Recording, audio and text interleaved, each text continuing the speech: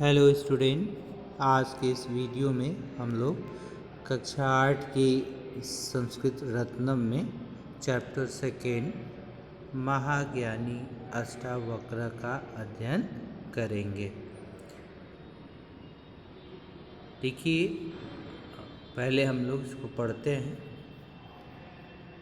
मिथिलायाः नृपः जनकः आसीत्, सः घोषणां कृतवान् यत् यः कोऽपि माम् उपदिशति तस्य अहं सम्मानं करिष्यामि।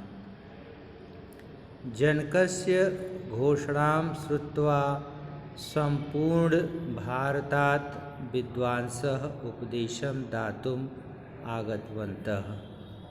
तेषु केचन धनप्राप्त्यर्थम् अपि आगच्छन्ति इति ज्ञात्वा जनकः पुनः घोषितवान् यत् समुचितज्ञानस्य उपदेशं कर्तुं यः विद्वानः असमर्थो भविष्यति सः दण्डनीयो अपि भविष्यति। अनया घोषणया बहवः कारागृहं प्रेषिताः। तेषु तत्त्वज्ञस्य अष्टावक्रस्य पिता अपि आसीत्। पितरं मोचयितुम् अष्टावक्रः जनकस्य सभां गतवान्। अष्टावक्रस्य शरीरस्य 8 अङ्गानि वक्राणि आसन्, परं सः महाज्ञानी आसीत्। जनकस्य सभासदः अष्टावक्रं दृष्ट्वा हसितवन्तः। स्वयं जनको अपि हसितवान्। अष्टावक्रः एतेन अपमानेन दुःखं न अनुभूतवान्, अपितु सोऽपि हसितवान्। तं हसन्तं दृष्ट्वा राजा जनकः उक्तवान् यत् भवतः हासस्य किं कारणम्? तदा अष्टावक्रः अवदत् येन नृपेण ज्ञानस्य उपदेशकाय सम्मानस्य घोषणा कृता अस्ति तस्य सभायां नश्वरशरीरस्य महत्त्वम् अवगम्य हसन्ति जनाः। अत्र ज्ञानस्य महिमानं कः अवगमिष्यति? आगे देखिए इसमें उच्चारण को इसके। अष्टावक्रस्य वचनं श्रुत्वा सभासदः लज्जिताः अभवन्। राजा जनकः क्षमायाचनां कृतवान्। सः उपदेशं दातुं प्रार्थितवान्। अष्टावक्रः उक्तवान्, राजन्, विनय एव ज्ञानस्य भूषणम् अस्ति। यदि भवान् सदुपदेशं श्रोतुम् इच्छति तर्हि मम गुरुदक्षिणा। महात्मन् भवान् सम्पूर्णं कोशं गृहीत्वा महाम्युपदेशं ददातु इति जनकः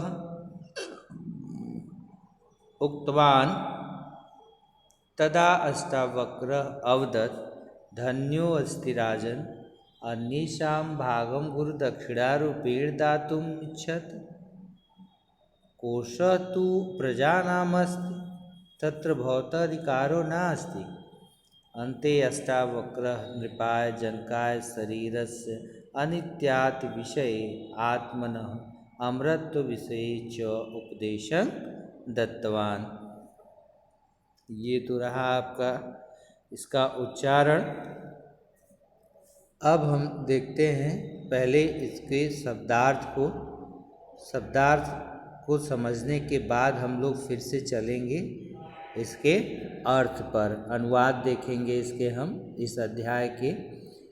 देखिए, मिथिलाया का अर्थ है मिथिला का माम मतलब मुझे। उपदिशत मतलब उपदेश देता है। ज्ञात्वा का अर्थ है जानकर। तेषु मतलब उनमें से।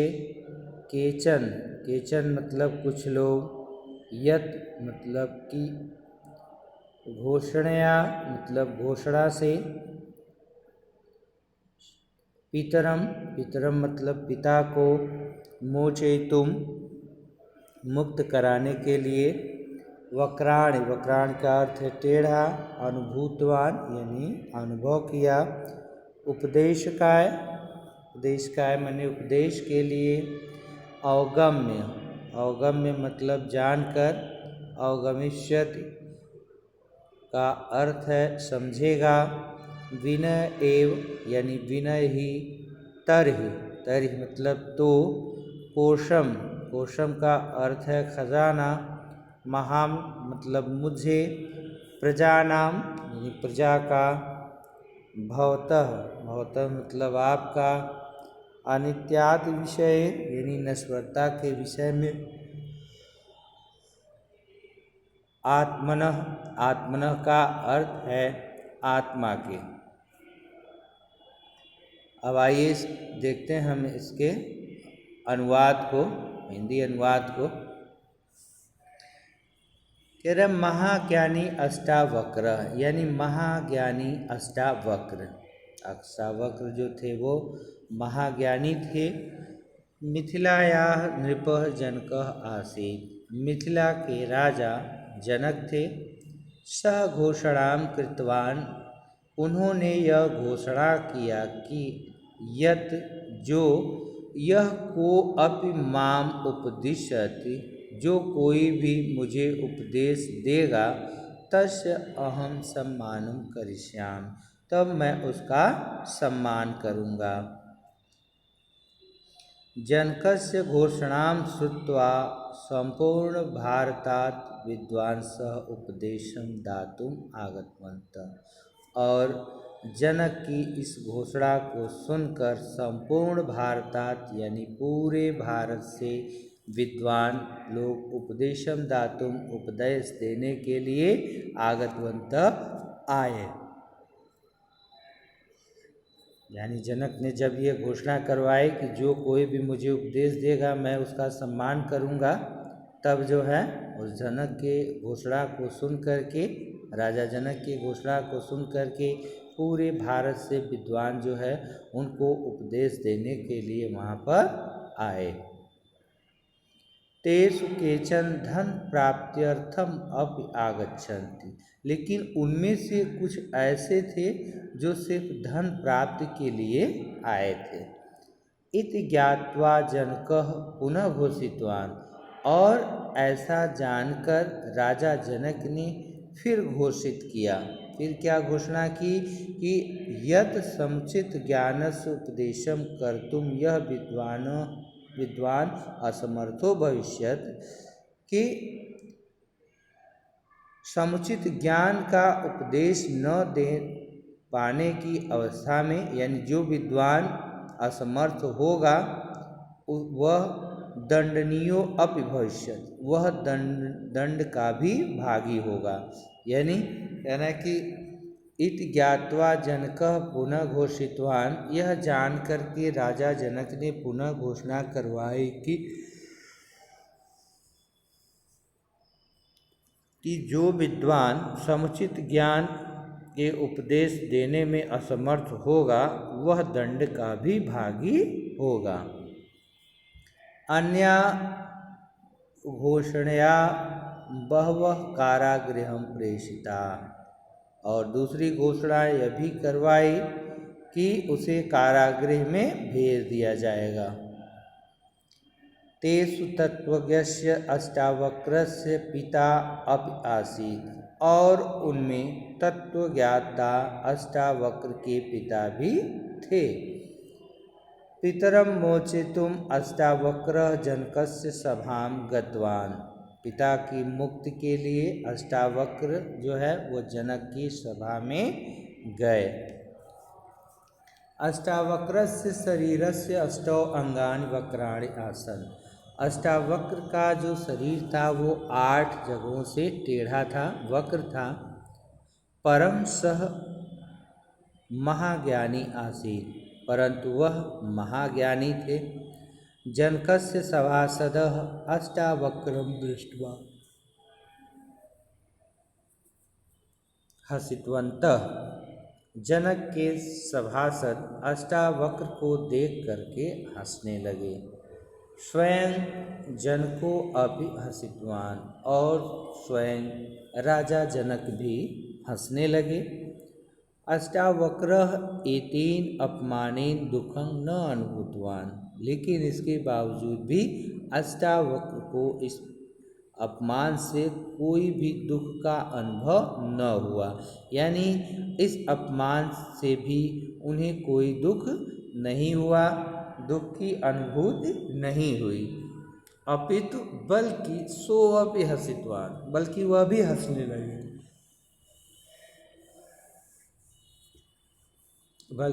हंसने लगे, तम हसंतम दृष्ट्वा, उनको हंसता देखकर राजा जनक उक्तवान, राजा जनक ने कहा, यत् कि भवतः हास्यस्य किं कारणम, कि आपके हंसने का क्या कारण है।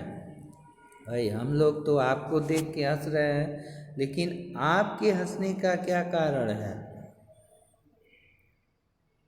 तदा अष्टावक्र अवदत्, तब अष्टावक्र ने बोला, येन नृपेण ज्ञानस्य उपदेशकाय सम्मानस्य घोषणा कृता, कि जिस राजा ने ज्ञान की उपदेश के लिए सम्मान की घोषणा की है, तस्य सभायाम नश्वर शरीरस्य महत्वम अवगम्य, तो उसकी सभा में इस नश्वर शरीर के महत्व को जानकर हसन्ति जनाः, लोग हंस रहे हैं। अत्र ज्ञानस्य महिमानं कः अवगमिष्यत्, तो यहाँ ज्ञान की महिमा को कौन जानेगा, यहाँ पर ज्ञान की महिमा को कौन समझेगा। यानी अष्टावक्र ने कहा कि जिस राजा ने ज्ञान के उपदेश के लिए घोषणा की है, और उसी राजा के दरबार के विद्वान जो सभासद हैं, वह इस नश्वर शरीर के महत्व को जान करके हंस रहे हैं, तो यहाँ पर ज्ञान की महिमा को कौन समझेगा, कौन ज्ञान के बारे में जानेगा।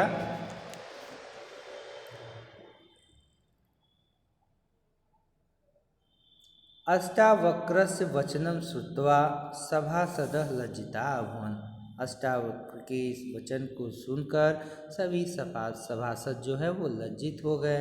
राजा जनक क्षमा याचना कृतवान, और राजा जनक ने क्षमा याचना की।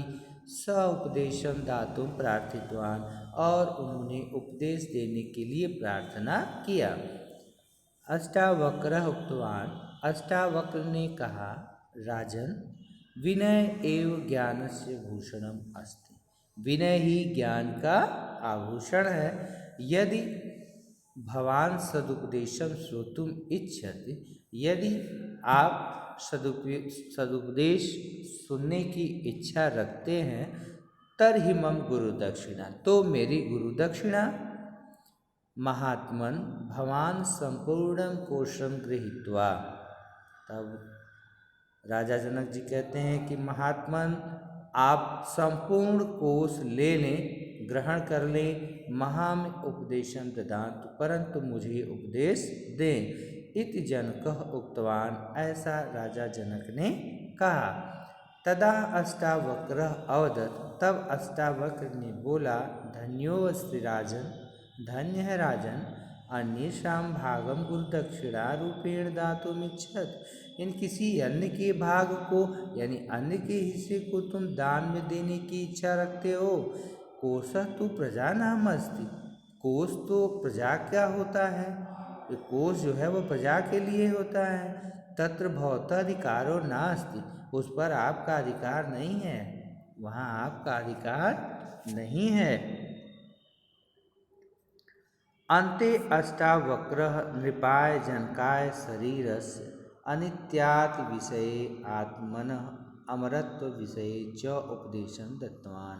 अन्ते अष्टावक्र, अंत में अष्टावक्र ने राजा जनक को शरीर के अनित्यात् विषय में आत्मनः अमरत्व विषय और आत्मा की अमरता के विषय में, यानी शरीर के अनित्या के विषय में और आत्मा के अमरत्व के विषय में उपदेश दिया। तो ये तो था इस प्रश्न का इस चैप्टर का अनुवाद जो है, और हम लोगों ने भावार्थ के साथ साथ जो है हम सब शब्दों के अर्थ को भी जाना, जो कठिन शब्द इसमें आए हुए हैं। उम्मीद है आप लोग को अच्छे से समझ में आ गया होगा। सो स्टूडेंट, आज के लिए इतना ही। आगे की वीडियो में हम इसके प्रश्न अभ्यास को लेकर फिर उपस्थित होंगे। तब तक के लिए टेक केयर, बाय।